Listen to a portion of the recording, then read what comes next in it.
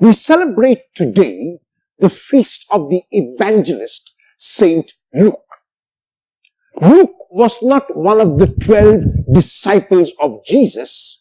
As a matter of fact, he was a Christian who became a companion of Paul and accompanied Paul on his journeys. Luke heard Paul, heard the disciples Peter and the others, and wrote 2 accounts in the New Testament. As a matter of fact, Luke is the one person who has written more of the New Testament than any other evangelist. Luke has got his own gospel, and he has also written the Acts of the Apostles, where he describes the journey of Peter in the 1st century and the journey of Paul in the second half of the Acts of the Apostles. Luke was influenced so much by Jesus that there are some special qualities about his gospel. His gospel is primarily a gospel of the poor, because in his reflection he realized that if Jesus had come for one particular group, it was primarily for the poor.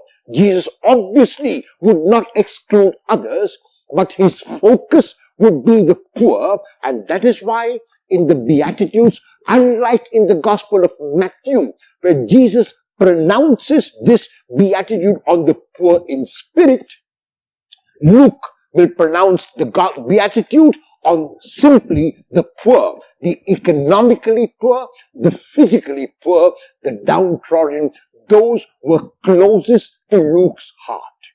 Luke is also the Gospel which shows Jesus as a man of deep prayer. At different moments in his life, and especially at the important moments in his life before his baptism, before his transfiguration, before his choice of the disciples, before he had to go to Jerusalem, Luke shows Jesus as praying of being in communion with the Father. In the gospel text of today, Luke is the only one who has this particular mission discourse, which is the mission to the 72. And the reason why Luke included this mission discourse, because he realized that he was not part of the 12, and yet he also had a mission from the Lord, just like the 72. The 72 is a figurative figure which stands not only for 72, but for anyone who wishes to walk the way of Jesus. And for those of us who wish to follow the way of Jesus, which is the way of love, the way of giving, the way of sacrifice, Luke stands as a beacon of hope. He is inviting us to hear the instructions of Jesus as he sends us out on mission. And what instructions does Jesus give his disciples when he sends them out? He says, the only communication that you must do is a communication of love. The only words that you must speak are words that enhance and build up.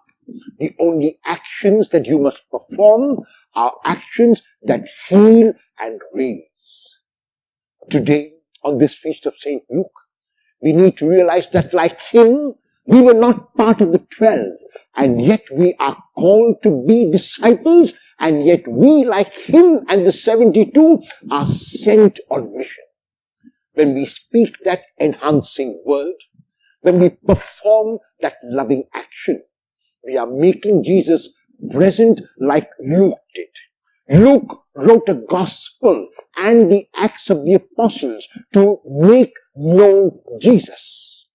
What will you do today to make Jesus known?